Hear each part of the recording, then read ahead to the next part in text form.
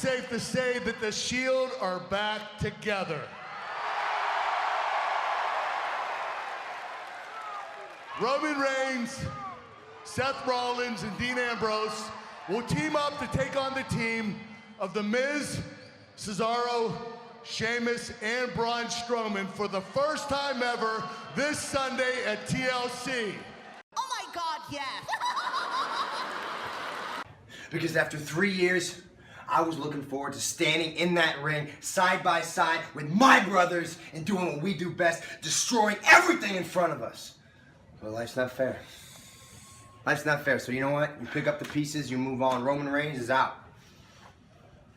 But Olympic gold medalist Kurt Angle is in.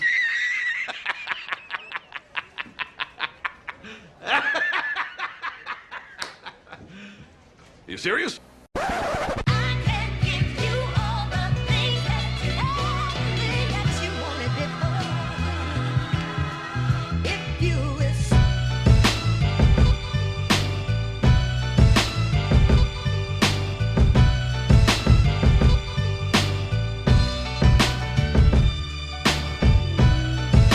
Welcome to Orsini's Uncensored Mind, and now your host, AJ Orsini. How the hell is everyone doing tonight? Or today? Or whatever the hell time it is right now. I don't even know. I am completely unsure about everything right now, but that's fine. My name is AJ Orsini, and I am the host of Orsini's Uncensored Mind. We are here with episode 3, the third episode of Orsini's Uncensored Mind. A lot of crap to get to. Amazing how 1 week can change but so much. This was supposed to be an average week. This was supposed to be nothing special. It was just going to be, just a week of things that took place. Sports is jumping off the map right now. I mean, just wrestling's jumping off the map right now. So much going on. A lot of things I want to get to on this. I've completely, as of Tuesday, I'll say, completely checked out on a lot of stuff. If you've been following my social media, you've probably seen me argue with about 1,000 people. So I got pretty much all the anger out of my system. I'm just gonna go into a little bit of detail into things. A couple of things I want to talk about here on this episode. I kind of prefaced it by saying it on social media already. Definitely want to get into the Yankees a little bit and their little run. I got some bad news for some non-Yankee fans. Some terrible news for non-Yankee fans considering their run this year in the 2017 postseason. Definitely want to get on the 2 wrestling topics today for sure. Everything that went down Friday concerning Kurt Angle and AJ Styles and the TLC pay-per-view. I definitely wanted to get into a lot of what I was discussing with people over social media considering the Finn Balor Kane situation on Monday. That's what I'm kind of cooling down from. I was a little pissed. I don't know if pissed is the word. Aggravated, irritated, just all in my own feelings over the course of a few days now. But feeling much better. A little update from the first episode. Excuse me, not the first episode. The last episode was episode 2. My son is doing much better.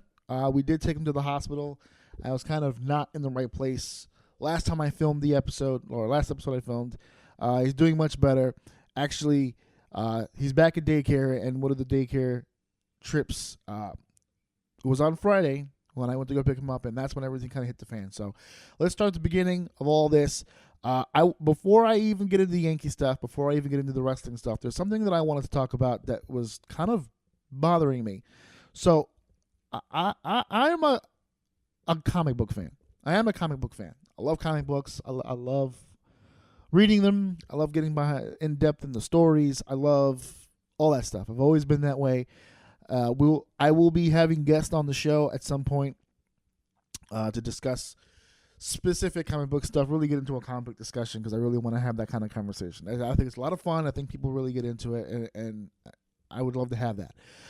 So I'm being a little premature right now by bringing something up, but the newest, there's 2 universes. There's the Marvel Cinematic Universe, there's the DC universe, and I'm a Marvel guy. I've always been a Marvel guy, even before the movies. I mean, we're talking about going back to the 80s and the early 90s here.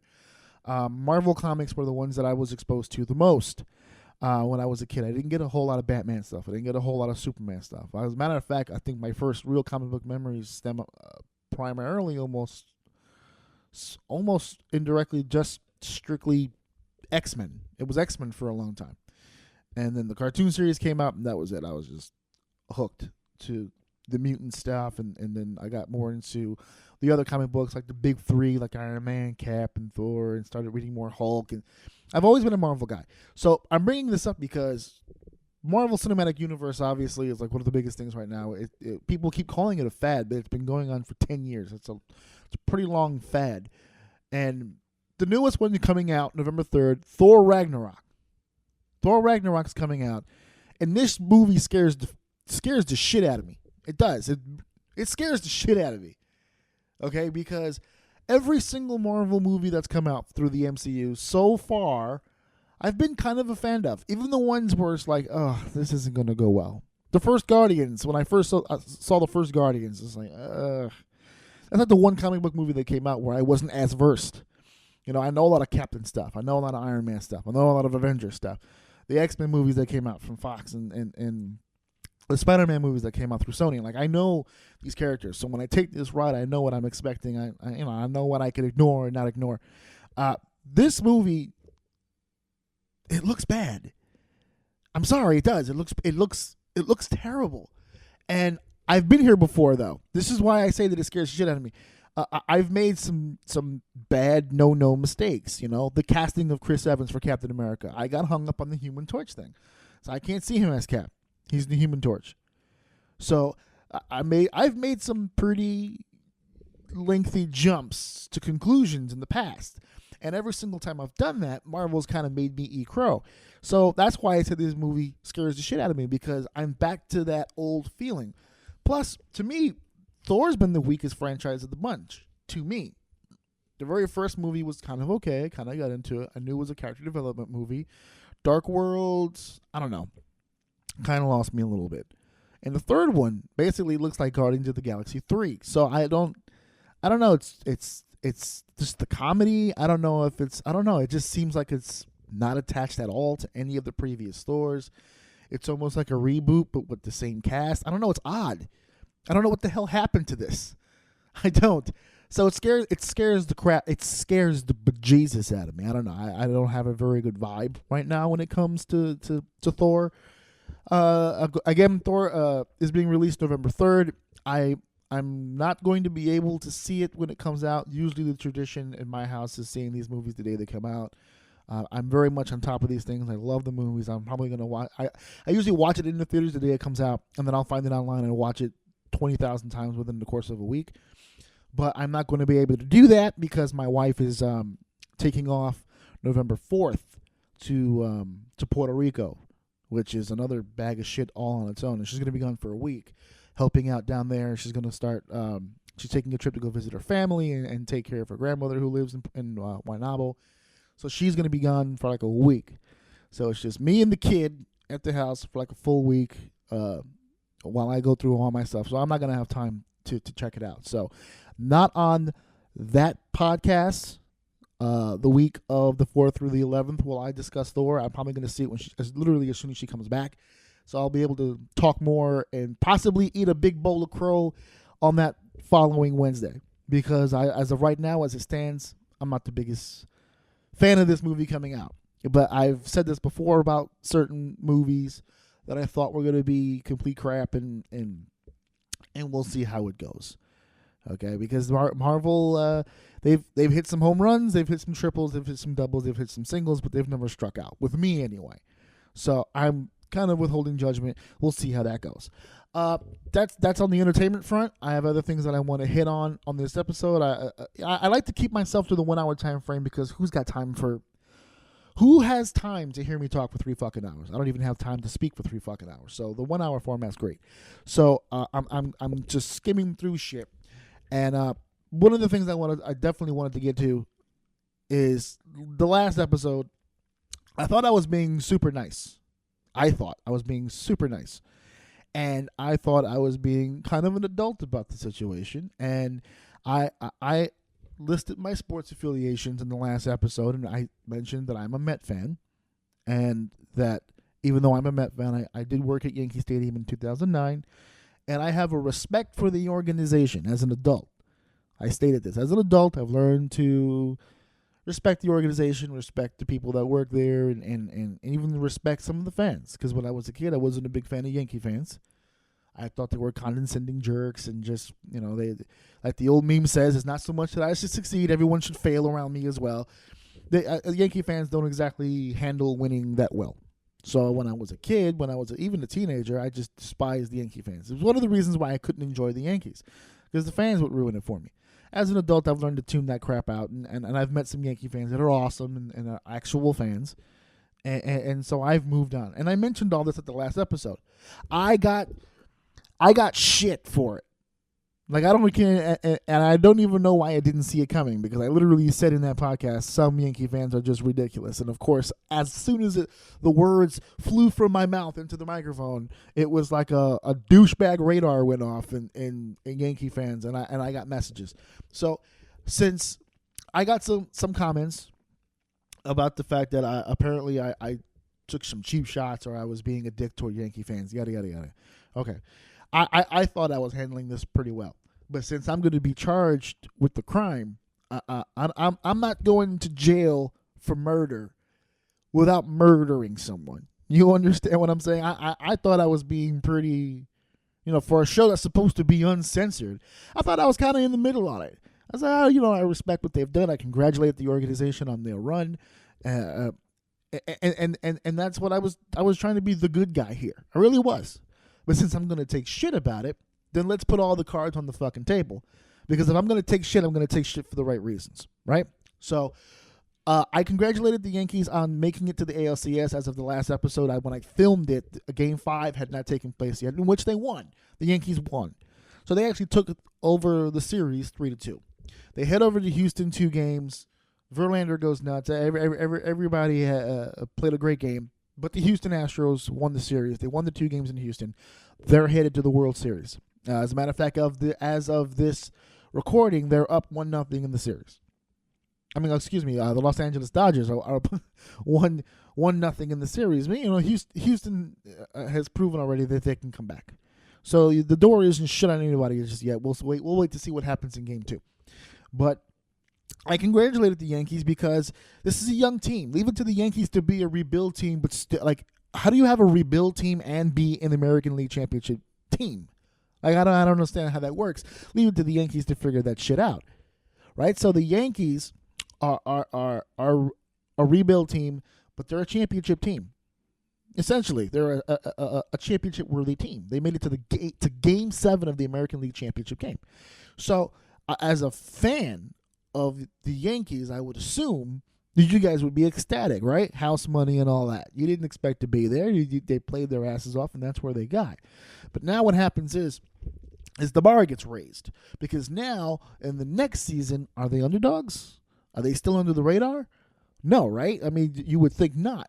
Because anything short of Game 7 or winning the ALCS next year would be a step backwards. Right? It's not progression. It's taking a step backwards. And you can't tell a Yankee fan anything about taking steps backwards. Okay? You can't tell them that. That was what made it so irritating and so god-awful a fucking experience to live in this goddamn city back in the 90s, because, forget it, every fucking year was a World Series. We have an entire generation of baseball fans who think that if you don't win the World Series, you fucking failed. Because that's all they fucking see. If not winning the World Series, contending for it, you can't tell a fucking Yankee fan, well, you made it to the postseason, everything's going to be all right. That's not the way that these fucking people think. So that's why when Yankees started dropping like fucking flies, once Pettit was gone, once Jorge was gone, once Mo retired, once Jeter retired, once A-Rod was blackballed from the business, and you were left with this empty fucking template of a team, you started to see what I've been saying, and what a lot of people in the sport have been saying, not just fans, but actual athletes, actual experts, the ESPNs and the Fox Sports of the world have been saying for fucking years, And that's that the New York Yankees have the biggest bandwagon fan base in the history of fucking sports. There's no fucking denying that. Yankee fans say that. There's no that's not a cheap shot. That's telling the fucking truth. That's what that is. If you don't like the fucking truth, I mean, that's a fucking personal problem with you. That's not me taking a shot. I'm not sitting here saying Yankee fans in general, overall, as a fucking whole, are fake. I'm not saying that. I said it last episode. I know quite a few fans, both in my family and as friends, who are genuine fucking Yankee fans, who are actually, believe it or not, were looking forward to the rebuild because they wanted to see new youthful talent. They were tired of seeing the same 30, 40-year-old guys get 10-year deals. They wanted to see young, hungry talent on the field.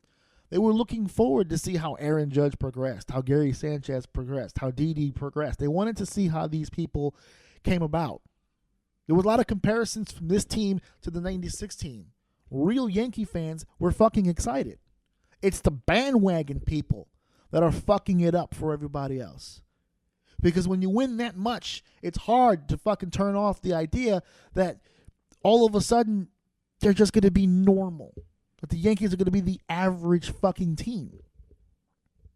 Well, it's sad, but the truth is a lot of Yankee fans became Yankee fans because they weren't the average team. It has I'll say it again. I don't give a fuck if you have a problem with it. The Yankee organization has the biggest selection, or the biggest and the widest bandwagon fan base. It does. And I feel terrible for the real Yankee fans that have to fucking sit through this and sit next to these fucking fake ass people at Yankee Stadium. Because at Yankee Stadium, I met a lot of great fans. And they would be forced to sit next to these fake fuckers who don't know a fucking thing about the game, who don't know a fucking thing about the team. They went to a fucking Lids one day and walked out with a baseball Yankee fitted, and they went to the store, some local store, and bought a Yankee shirt with a number and a name on it, and have no clue why you look at them like a fucking moron. Oh, I'm a Yankee fan, and you don't know enough about Yankee tradition to know that the name shouldn't be on the back of that shirt, that the name shouldn't be on the back of that jersey. The Yankee organization has been treated as a special organization for years, and they act like it. Their fan base doesn't, not all the time. And you can talk shit all you want about my fucking team. David Wright is an outright disaster. Our pitching staff is made by sticks and glue. Our manager couldn't get his thumb out of his ass. The Will Palms are a fucking disease on the city. You can do whatever. You can talk about whatever you want.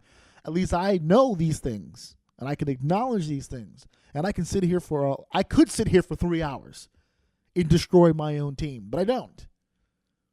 Because regardless of how many times they smack me up, I love him. I can change him. That's where I'm at with the Mets. I am a Met fan, a Knick fan, and a Giants fan. I'm suffering enough.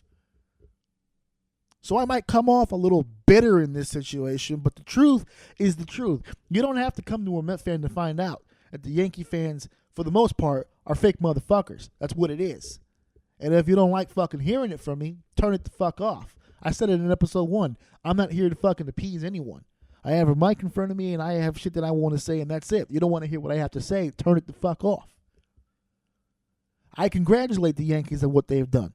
I congratulate the fans, the real fans who step up for Yankee tradition and love their team regardless of who wears those pinstripes. Because at the end of the day, those are the people that I'm going to stand next to. Hardcores. Because that's what I am. I'm a hardcore sports fan. Period. End of conversation. I'm not a fair weather fan. I'm a Met fan. You'll never fucking catch me with a Cardinals cap on because it matched my shirt. You'll never catch me with a fucking Carolina. I'm a Giants fan. You'll never catch me with a Carolina Panther throw over because it was blue and I like the color. Fuck that. Hardcore. I despise it. This happens in New York, and I'm sure it happens in other cities also that have multiple teams. But it's like my Mets didn't make the postseason, but the Yankees did. So you'll have these New Yorkers where it's like, well, I'm a Mets fan, but I'm rooting for the Yankees because, you know, I like New York. Fuck that. It's got nothing to do with fucking the city of New York. It's got nothing to do with the city of New York. It's sport. If the Yankees were the only team in New York, I might be in a conundrum, and I'd have to figure I'd probably root for the Yankees. But there's two teams. I have my choice of two. I picked one. You can't root for two. You can't root for two teams. You can't. You can't do it. It can't be done. Not in my eyes. You pick a team. You roll with your team. That's it. There's no city pride. There are other areas in which they have city pride. Sports is not one of them. You know how many people have one team in their town and they're not even a fan of it? You know how many people in Miami who have a team and they're Cowboy fans or Niner fans or Saints fans? It doesn't matter. Pick a team, stay with it. All right? So that's my uncensored take on that. Okay, and that's me finally being uncensored, because believe it or not, I was actually trying really hard to be very non-biased about the situation and just legitimately congratulate an organization and congratulate a fan base, really. But if you're going to come at me, then I got a middle finger in the air for you. So since I seemed flip-floppy, since people were saying I'm trying to play both sides of the field and I'm trying to be nice because I got a paycheck from the Yankees, like 8 years ago? Okay, so let's make a clear and concise point. Fuck the Yankees. How about that? Orsini here, and right now I want to talk to you guys about Chauffeur Travel Solutions. With a strong background in the hospitality industry, the founders of CTS recognized the need for a transportation company which utilized modern technology and implemented it to an existing platform to better serve the needs of passengers traveling to their hotel or city destinations. Chauffeur Travel Solutions seeks to find the best qualified drivers, along with the newest vehicles to serve their guests. Unlike most traditional transportation companies, CTS strives to cater to a guest's specific needs to ensure ultimate satisfaction as they look to build a long-term relationship with you, the client. They offer all kinds of late model sedans, luxury sedans, SUVs, limousines, shuttle buses, anywhere from 10 to 54 passenger vehicles, each providing comfortable seating, air conditioning, a plush leather interior, dark tinted windows, reading lights, even refreshments upon request. Go to www.mylimousinedriver.com. That's mylimousinedriver.com to get your quotes. You can make your reservations. If not the website, you can also check out CTS on social media by looking up Facebook, Chauffeur Travel Solutions, Instagram, Chauffeur Travel Solutions, and of course on Twitter at CTS Ride.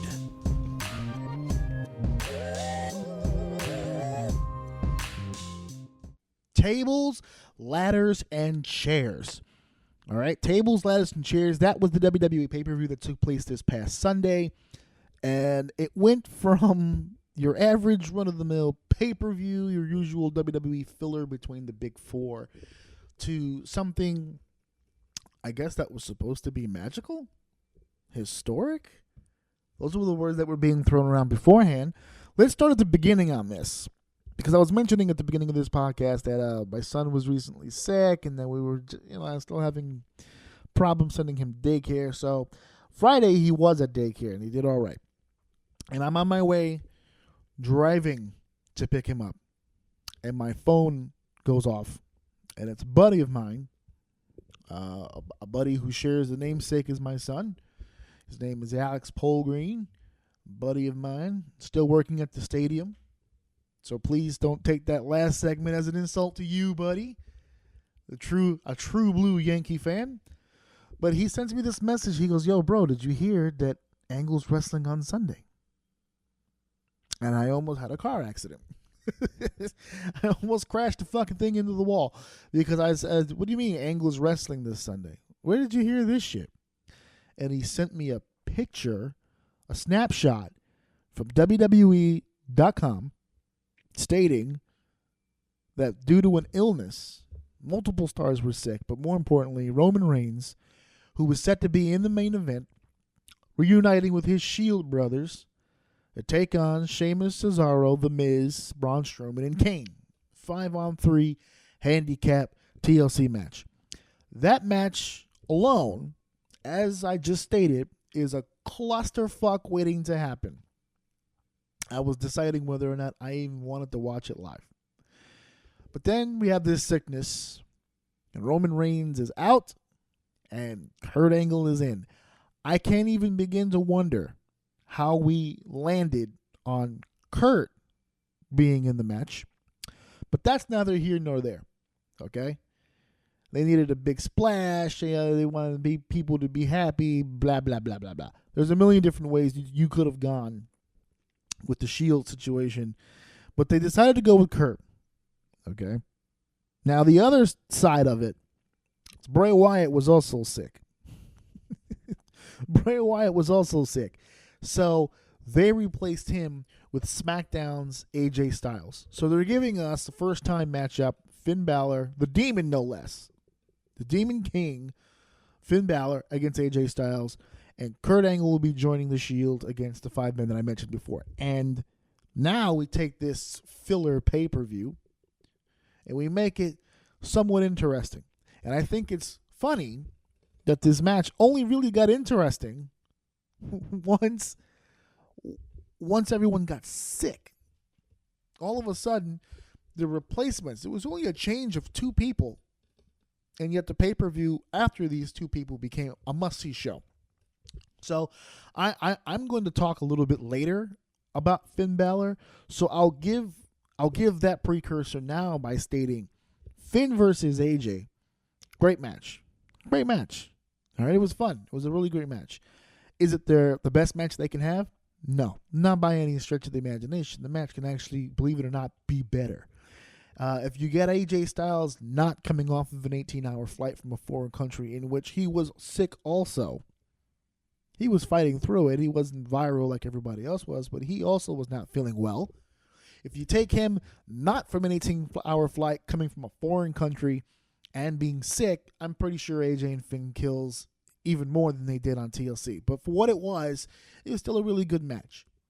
All right, so keep that in mind for later when I discuss what happened the night after TLC. But right now we're here to talk about the thing that I've been teasing online. Everyone was asking me, what the fuck are you talking about? Here's what the fuck I'm talking about.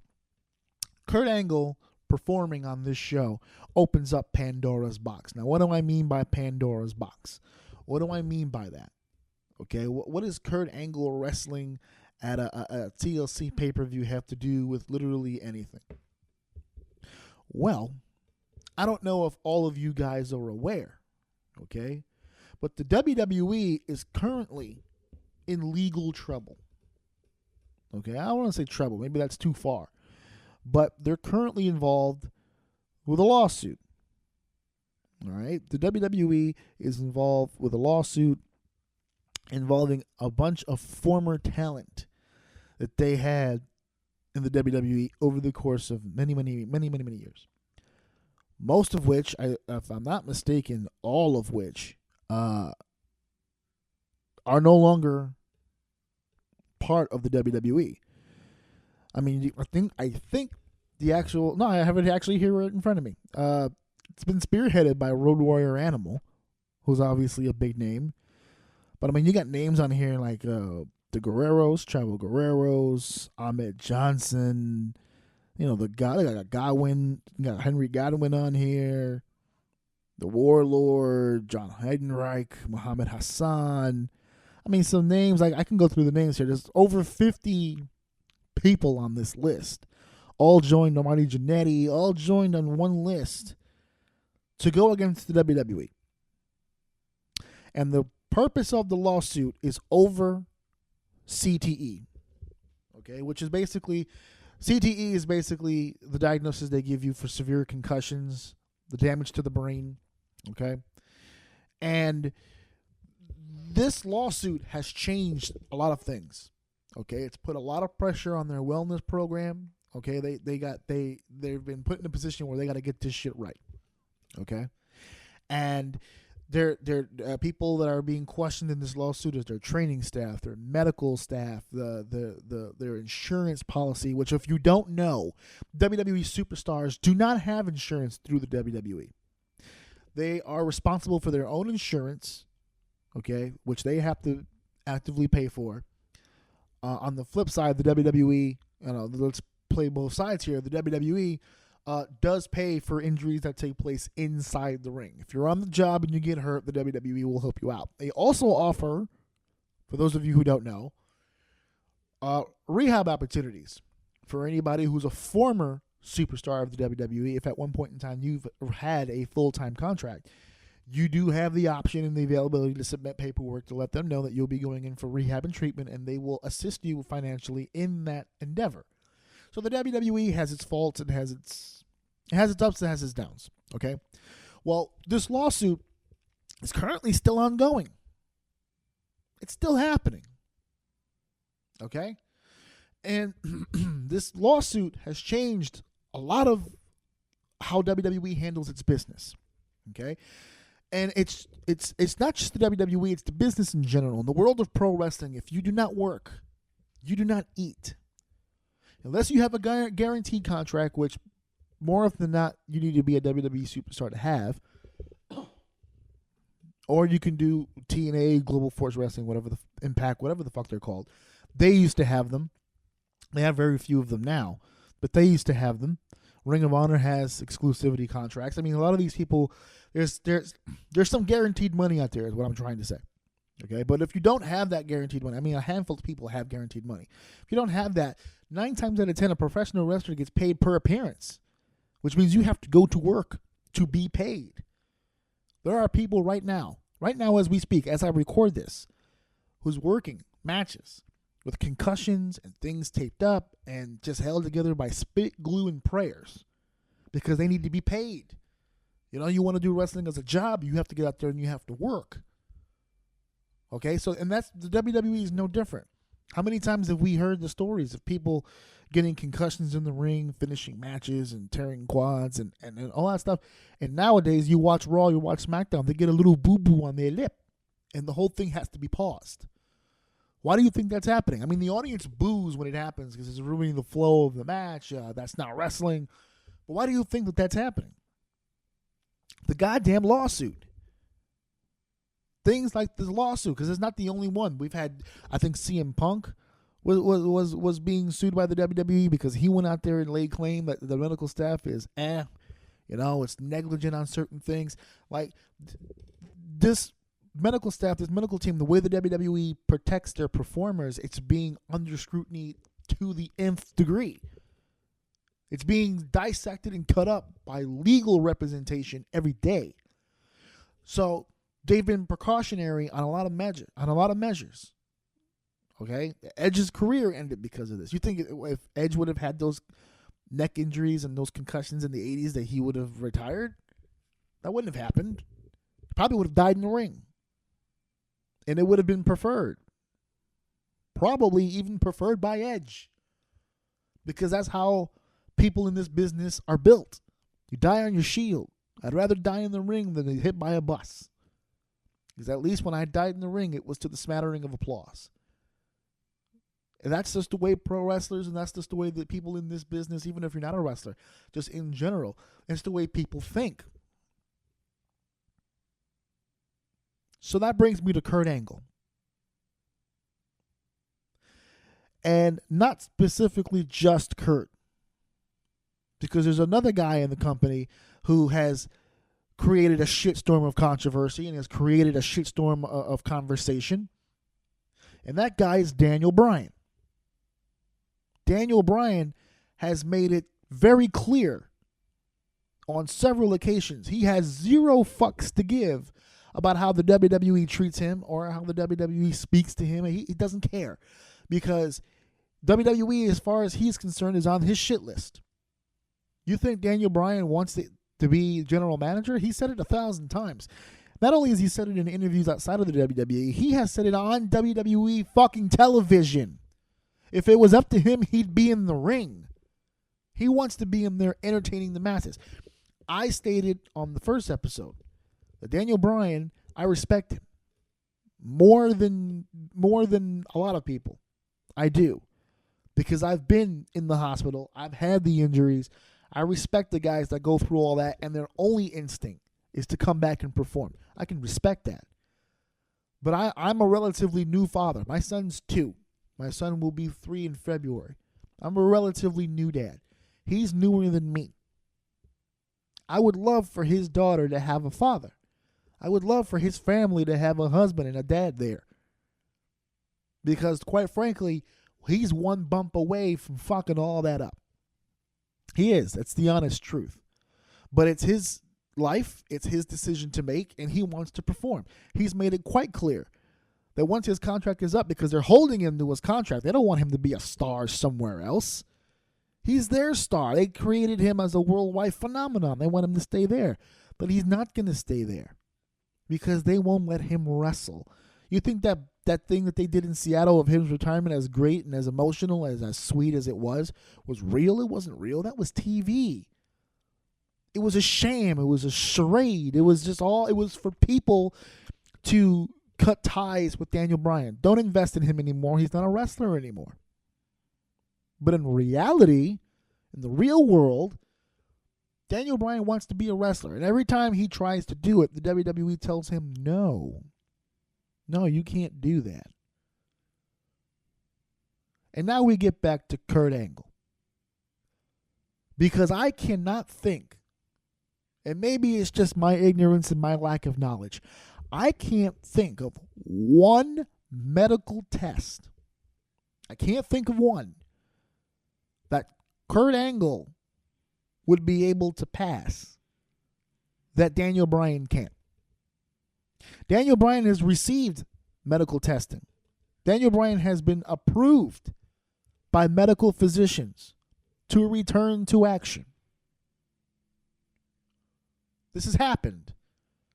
It's the WWE's decision to keep him out. But Kurt Angle can perform? Now let's run down real quick about Kurt Angle. Kurt Angle is the living embodiment, the poster child for injured athlete. He's torn everything. He's broken everything. This guy's had more concussions than he can count. That's his admittance. That's not me speculating. He stated this on many interviews. YouTube it. It's your best friend. He's had many concussions. On the WWE Network special that they just did for Kurt on his return, this is fresh. It's new information. Kurt Angle told the stories. They showed the footage of Kurt Angle breaking his neck close to 4 goddamn times. It was getting to a point where he was taking regular bumps and breaking his neck. And that was in the WWE, which they admitted also he hasn't been in the WWE in 11 years. So the concussion and the neck breaking count is through the roof, and that number only goes as far back as 2006. That's not even counting all the bullshit he went through in TNA. The guy is a stick of wood. He can't move. But you bring him back in the ring. And let's not let the scenario escape us. They brought a guy who's had a bajillion concussions, 4 broken necks, torn everything, broken everything, and they debuted him in a 5-on-3 handicap match where he's on the handicap side against guys like Braun Strowman, Kane, Cesaro, and Sheamus as heavy hitters. Miz is a great athlete. He's not a heavy hitter. Those 4 guys are destructive. They've injured people completely by accident. So you put as many those are the top, probably the top heavyweights on the Raw brand, all in one fucking match against a guy who has all those injuries that I just listed. Oh, and by the way, You're over here promoting him as a Hall of Famer. He's done all these things. 6-time world champion, main eventing WrestleManias. You know the one thing he's never done? A fucking TLC match. He's never had one of those. And mind you, he's in the match going against guys who also have never been in a TLC match. Strowman's never been in one of those. Kane, I think, was in one. Not only was Kane in one, but he's the only one on the team that's won one. The Miz has had like 1, 2 maybe. So there's the Pandora's box I'm talking about. How in the fuck did Kurt Angle get clear? What battery of tests did he go through? Now, we know he could survive an Impact test. He was wrestling before he got to the WWE. He was doing the indie scene. He had a great match with Zack Sabre Jr. over in the UK. He had a nice feud with Cody up here in the Northeast. So we know he could bump. But Bryan can bump. You're trying to tell me that matchup at TLC wouldn't have been better if Daniel Bryan was in that spot with the Shield rather than Kurt Angle? You could have ran the same exact story and came to the same place. You got 2 sick guys.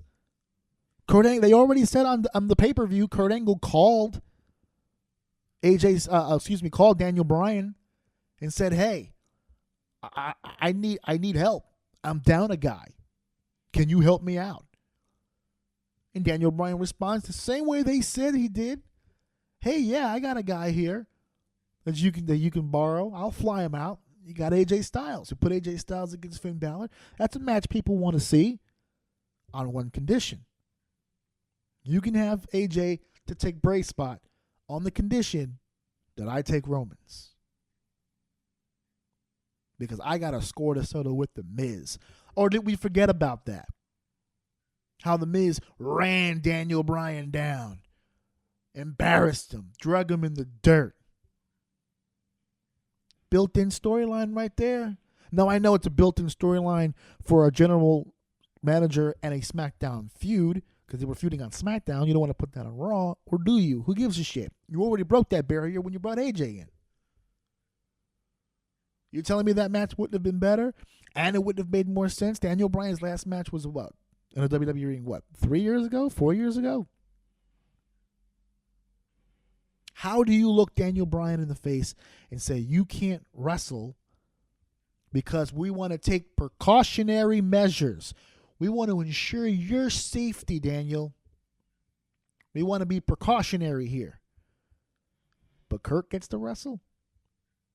Kurt, who arguably has an even... Daniel Bryan has a bad injury list. A mile long of injuries. But you won't let him wrestle. But the one guy on the roster who could rival that list, literally the only guy who can claim he's got an injury list even close, possibly even worse than Daniel Bryan, and he's in the ring in a TLC match taking table bumps? Now that's a problem. And I promise you it will be a problem. I promise you. This is not the end of it because Kurt Angle's not done. I'm sure of it. They're already teasing him and Shane. They're already teasing something big at Survivor Series. And if not at Survivor Series, the fans are abuzz about something at least going down at WrestleMania. This isn't the last that we've seen of Kurt Angle in the ring. And my only question is this. If this is not the last of when we see Kurt Angle in the ring, when the hell can we open the doors to see Daniel Bryan one more time? Hey guys, Orsini here, and I'm not what you would call an, air quotes, avid reader, but I recently stumbled upon something that's not just great, but freaking awesome. It's called Underground Adventures Volume 1, and it's beautifully written by up-and-coming author Jose A. Rivera. It has not 1, not 2, not 3, but 4 exhilarating stories all wrapped into one book. You can follow the adventures of stimulating characters such as diner cashier Harry Kenyon, student of the occult Gideon Blackwell, rookie thief Spencer Davis, and paranormal inquisitor Joshua Stern, as they not only attempt to figure out their predicaments, but survive them as well. This is entertainment that won't break the bank either. I've placed links in the description for you to learn more about the book or get a hold of a hard copy for only $8 by searching for the book on lulu.com. That's Lulu, Lulu.com. And for you 2017 people, for you Kindle users out there, a quick Amazon.com search and this book will be yours for just $1. That's right, $1. You are robbing the bank. You're stealing from Peter here. These stories are a steal for this price, so go and check them out.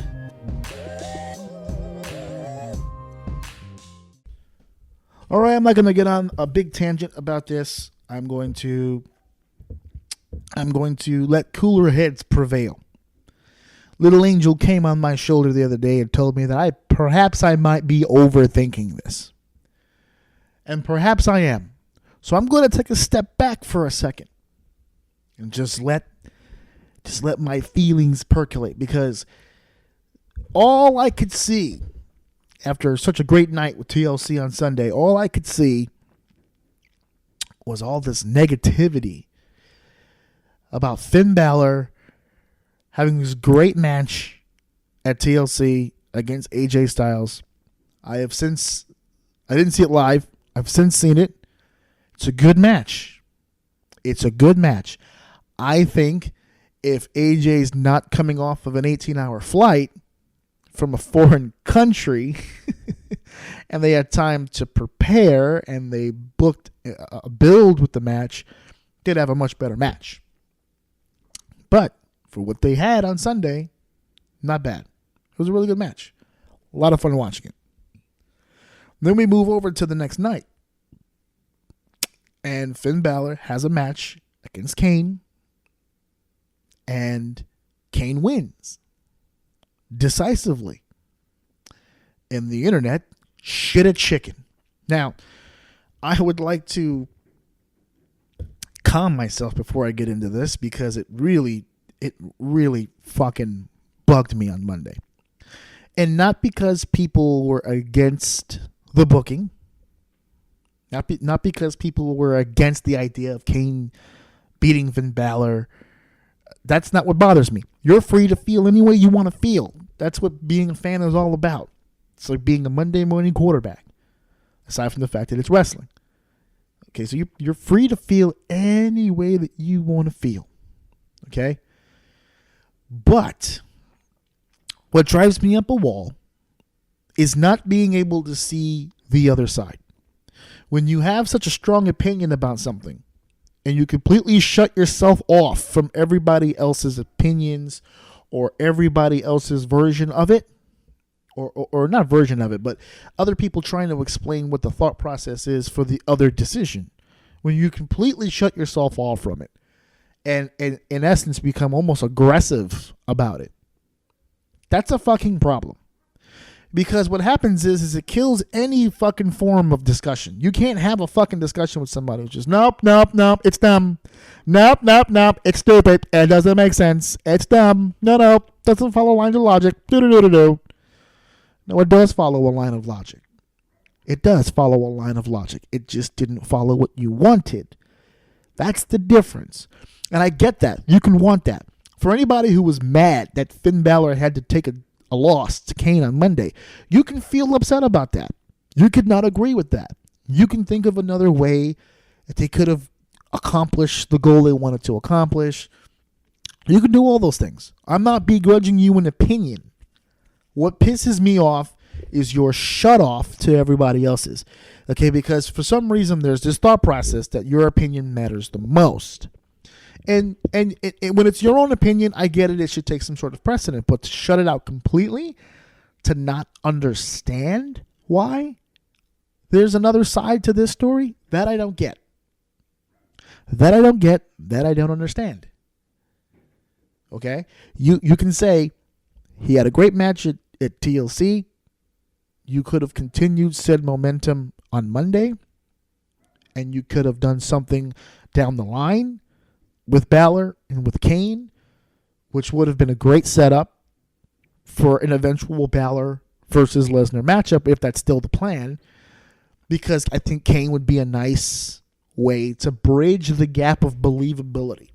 Because I think right now the situation with Balor and Lesnar is who believes in their right fucking mind. The Balor would have a legit shot at surviving Lesnar. Forget beating him. Surviving him. Seems highly illogical at this point. So getting a feud going with a guy like Finn against Kane would make a little bit of sense if you had the build, if you had the story there, which Kane would be great for the story, and eventually lead toward the Demon versus Kane, which my wife pointed out expertly. It would be very much a Demon versus Demon matchup, because remember, for years, Kane was the devil's favorite demon, and it was the devil's favorite monster, and then it was the big red machine. It was all this shit. So you have the Demon King against Satan's favorite demon. I mean, there's a lot of shit you can do there. I tell you this, be better than the Demon versus Sister Abigail.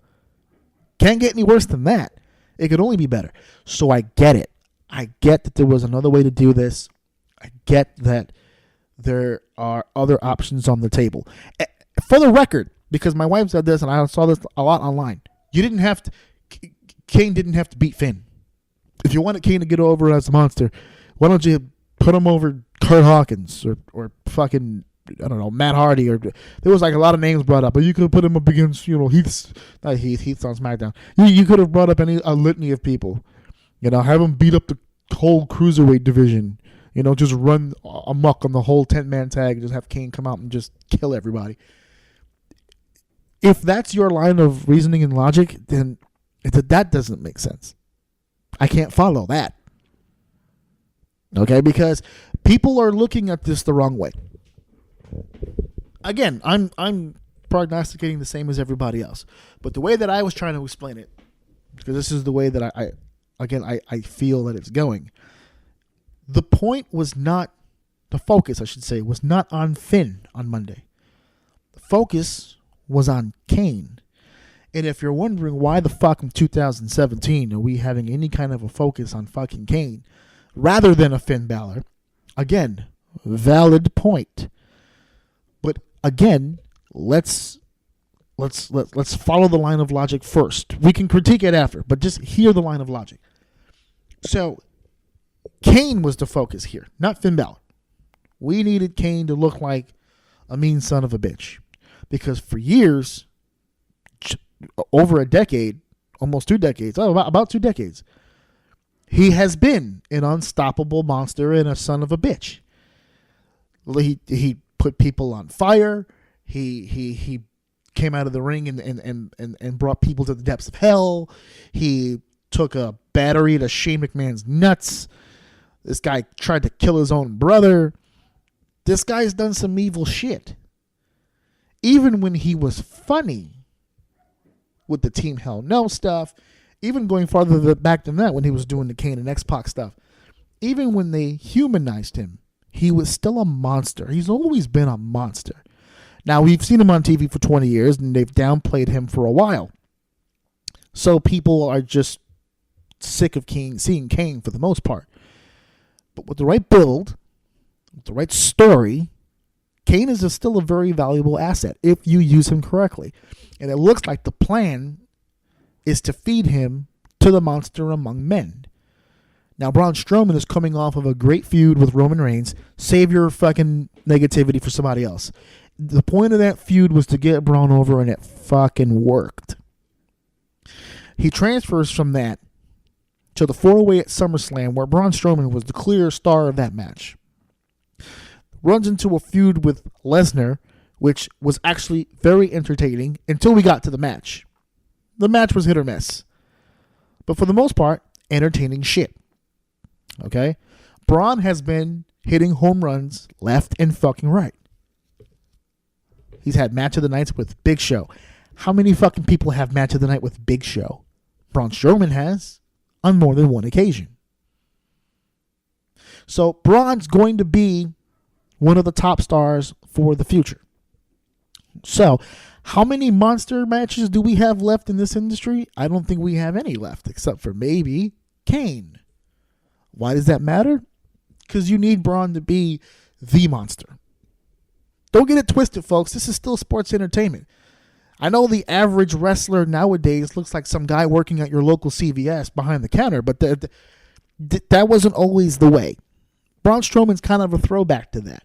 He's a monster among men, and that's about as great a nickname as they could ever put on him because he is surrounded by men, and he is a monster. Kane was also a monster.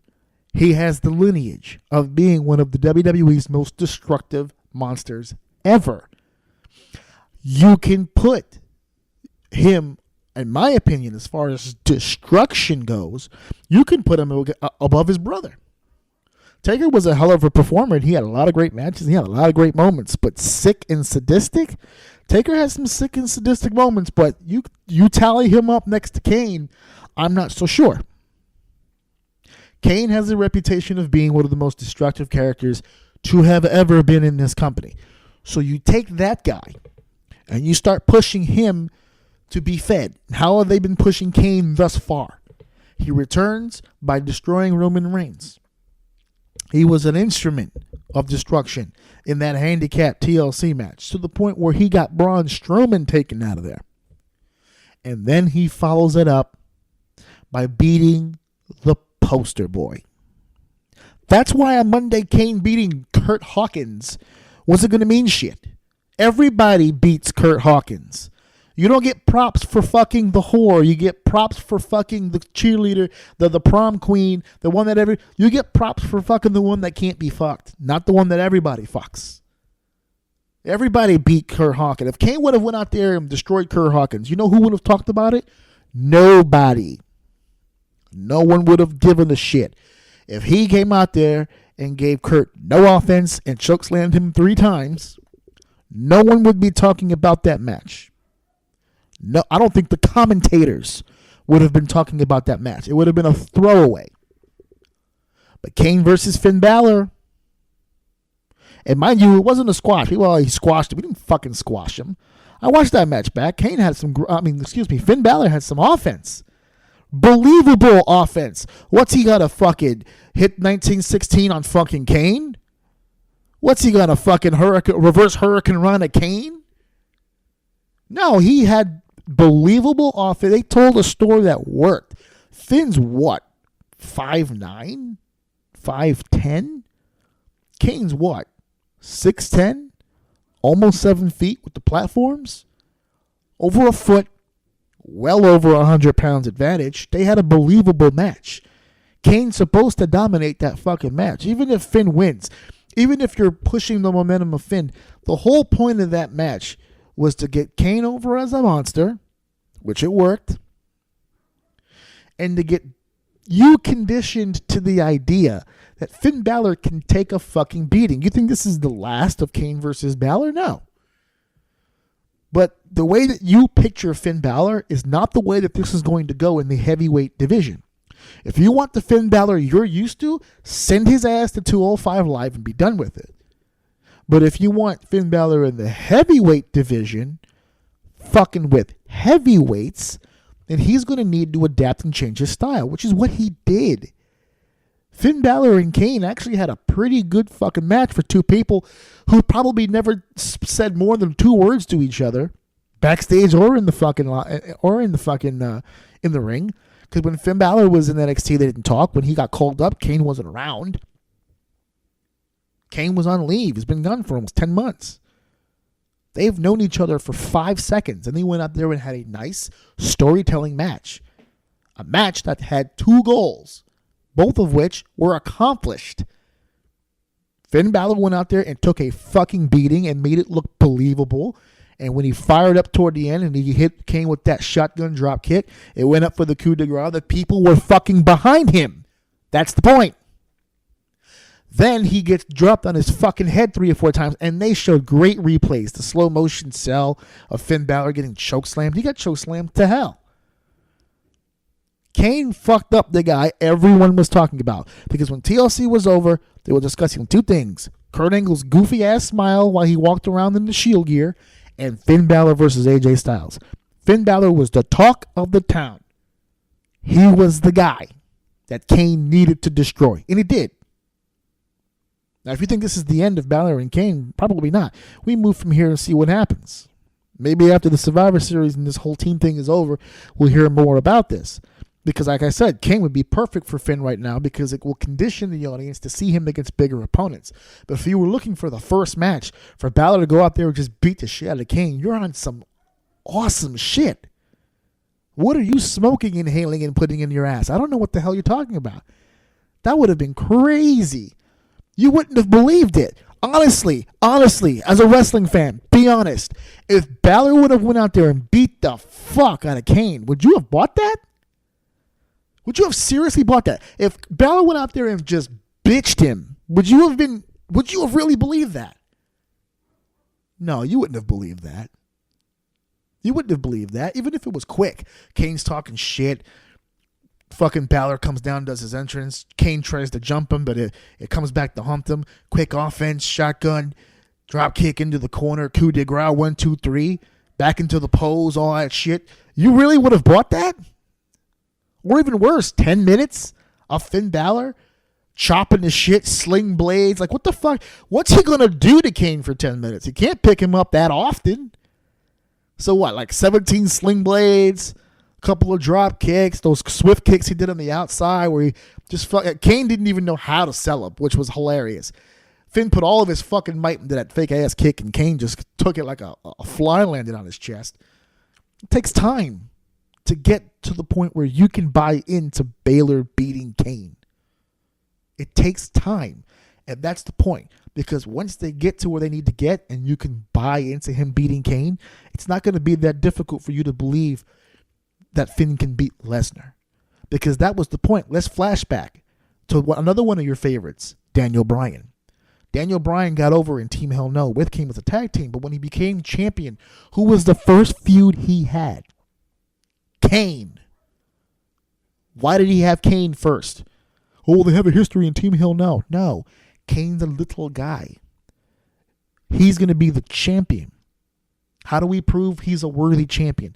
He needs to face the biggest, the toughest, and the meanest. This is the formula that it's always been. Flashback way farther than that. Shawn Michaels. Shawn Michaels wins the WWF Championship. He's a little guy. So, how do we make him look believable? How do we put him in the position to appear to the fans like he can handle his own against heavyweights? They put him against Diesel. Now, granted, they were friends and they already had a chemistry together, but it's still, to the non-wrestling fan, you see a little guy like Shawn putting up a fight against Diesel, you start to take Shawn a little bit more seriously. That's the point. The big guy bits up the little guy fights back and eventually becomes numb enough to the damage where he can win a match or two. And eventually you start to see him on the same page. That's what happened Monday. That's what happened. That was, in my opinion, what they were going for. And the only reason I have that opinion is because I've seen him do it before. This isn't new. Okay, so for everybody who's freaking the fuck out, relax. Finn's a babyface who has a connection with the audience. Not a lot of people in the company have that. He will bounce back. He's going to be fine. Once he puts that paint on, you guys are going to love him. Okay? Relax. Tranquilo. Okay? It's going to be okay. Finn Balor and Kane Hammond will move from there. See how I did all that without yelling and screaming? I'm very proud of myself. I got through that. All right? We got through that together, guys. All right? So I'm just going to give you guys a quick update also. I'm still working on the equipment stuff as far as getting guests. I actually have a lineup of people that I'm going to be getting on the show very, very, very, very, very fucking soon. I don't know if you guys are sick of hearing me just talk myself, so I'm trying to bring some other people in to, levy up the conversation, lighten shit up, let you guys hear some different sounds. So I'm going to be bringing in some new guys, some new people to talk to, and it's going to be a lot of fun. So episode 3, guys, hope you guys had fun. Hope you guys enjoyed it. Please check everything out on AJOUM.podbean.com for all previous episodes and additional content that will be coming up soon. I know I keep saying additional content because I have all these plans to do more things, but I haven't done them yet. So, I will be putting up more additional content. I will be putting up new content for the YouTube channel. I'm behind a lot of social media stuff, But I will be getting up to date on all that stuff very, very soon. Bear with me. I hope you guys enjoyed this episode.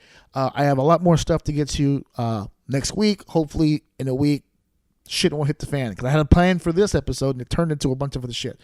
So I'll get to all that stuff as soon as possible. So once again, thank you guys for listening. Thank you guys. I hope you guys enjoyed it. Please let me know if you guys did. I love feedback. I've gotten a few things from certain people, but I want to hear from fucking everybody. So let me know what's going on. Let me know what you think about the show so far. Let me know what you guys want me to add, to get rid of. Just let me know what you want me to do. All right, just talk to me. All right.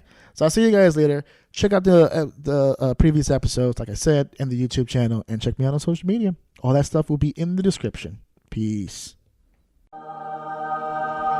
Please listen to my daddy show. Please listen to my husband's show.